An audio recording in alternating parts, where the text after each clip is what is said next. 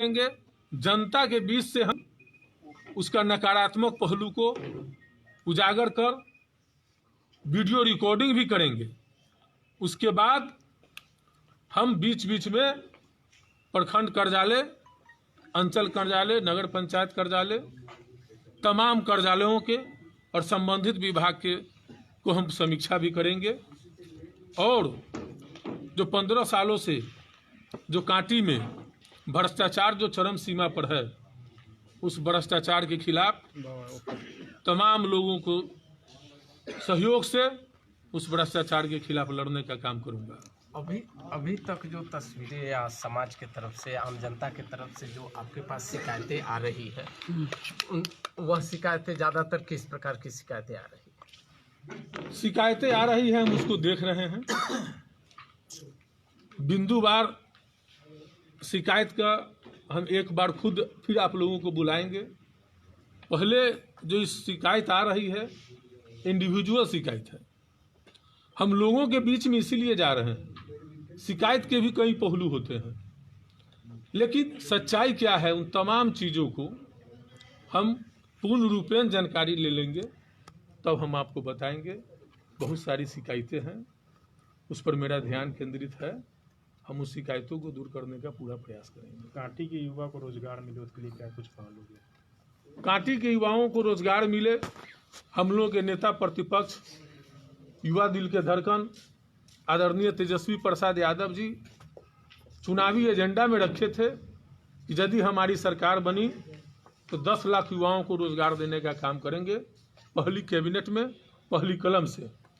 दुर्भाग्य है कि लोगों ने लोकतंत्र की गला घोटा, लेकिन मेरा मानना है कि तमाम बिहार के बेरोजगार युवा, शिक्षित बेरोजगार जितने भी थे, तमाम लोगों ने, दलित, किसान, मजदूर, जो भी लोग थे, हम लोगों को पार्टी के प्रति विश्वास देने का काम किया था।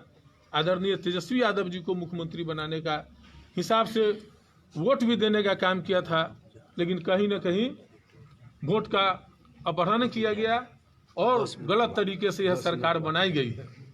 लेकिन हम आशान्वित हैं। हम आशान्वित इसलिए हैं कि हम लोगों के यहाँ कांटी विधानसभा में एक प्रमुख एनटीपीसी यूनिट है। हमारे लिए गर्व की बात है। और हमारी मुलाकात अभी जो मुंडा साहब आए हैं, जो एनटीपीसी के सीईओ हैं, वो बहुत ही अच्छे इंसान हैं और मुझे विश्वास है वो हम लोगों की भावना को समझेंगे, कांटी के बेरोजगार युवा को समझेंगे और निश्चित तौर पर जो भी हो सके उसमें उनको अवसर मिलने का काम होगा। सरकार की जो योजनाएं जो चल रही है जनहित में, उसको लेकर के आप भी इसी समाज से आते हैं, क्या लग रहा है? बिहार सरकार की जितना ही योजना है, जो भी कानून बिहार सरकार लाई है, कोई धरातल पर नहीं है। अगर है तो उसमें लूट है। जैसे नल जल योजना, उसमें काफ़ी व्याप्त भ्रष्टाचार है, लोगों को पानी नहीं मिल रहा है और सरकार पीठ थपथपा रही है। उन्होंने दहेजबंदी लागू किया, आप भी समाज के लोग हैं, समझ सकते हैं कि इसका क्या प्रभाव है। उन्होंने बालूबंदी लागू किया था, क्या हुआ? हजारों लाखों में मजदूर बेरोजगार के शिकार हुए, भुखमरी की स्थिति उत्पन्न हो गई और आज भी बालू का रेट बढ़ ही गया, लेकिन घटा नहीं। दारूबंदी लागू किए हैं, लेकिन स्थिति यह है कि पहले से ज़्यादा आसान दारू उपलब्ध होता है।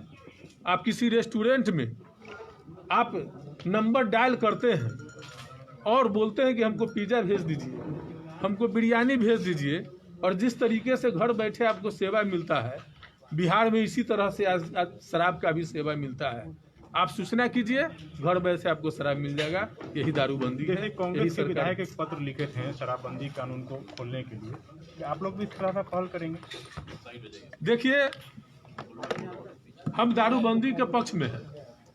नशा मुक्त समाज हो, ये बहुत अच्छा व्यवस्था है और हम निश्चित तौर पर चाहेंगे कि नशा मुक्त हमारा समाज हो, लेकिन सरकार को वास्तव में समाज हित में नियत भी रखना चाहिए। आज हमारा कई हजार करोड़ रुपया शराब से हमारा आय था, लेकिन आज क्या हो गया? आज वो आय कहाँ जा रहा है? उससे भी बड़े पैमाने पर घर घर में दारू उपलब्ध है, लेकिन वो कहीं ना कहीं बीच के जो माफिया हैं, जो दारू माफिया है, वो कहीं ना कहीं आगे बढ़ रहे हैं और सरकार का खजाना खाली हो गया है और इससे बहुत तरह की परेशानियां भी हो रही हैं। इसलिए समीक्षा होनी चाहिए निश्चित तौर पर। इसका क्या प्रभाव पड़ा है समाज में, अच्छा प्रभाव पड़ा है, प्रतिकूल प्रभाव पड़ा है, इस पर सरकार को समीक्षा करनी चाहिए। कांटी एक कृषि प्रधान क्षेत्र है और यहाँ नीलगाय की समस्या सबसे ज्यादा देखी गई है, इस पर जो है आपका क्या कहना है? हम इस संबंध में एक बहुत ही ज्वलंत मुद्दा है। हमारे गरीब किसान भाई कर्ज लेकर के बुआई करने का काम करते हैं।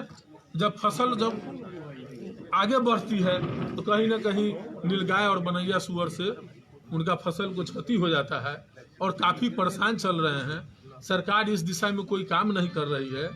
मुझे मालूम हुआ है कि वन प्राणियों की सूची से भी नीलगाय को बाहर कर दिया गया है राज्य सरकार द्वारा। पहले तो वन प्राणी के सूची में थे तो उसका डैमेज भी कहीं ना कहीं किसानों को कुछ मुआवजा मिल भी जाता था, जो किसान प्रयास करते थे, लेकिन आज उस सूची से भी बाहर कर दिया गया है। जबकि नीलगाय जिस तरीके से संख्या बढ़ गई है, आए दिन एक्सीडेंट भी हो रहे हैं, कई लोगों की जानें भी चली गई है। इस पर तो सरकार को नियंत्रण करना चाहिए और हम निश्चित तौर पर इस बात को उठाने का काम करेंगे।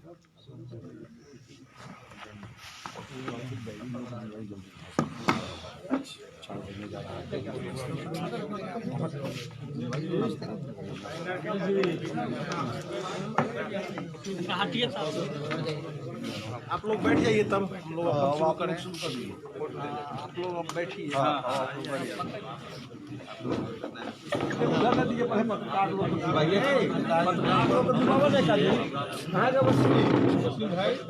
वसीम कहाँ गया? हाँ चलवाइए।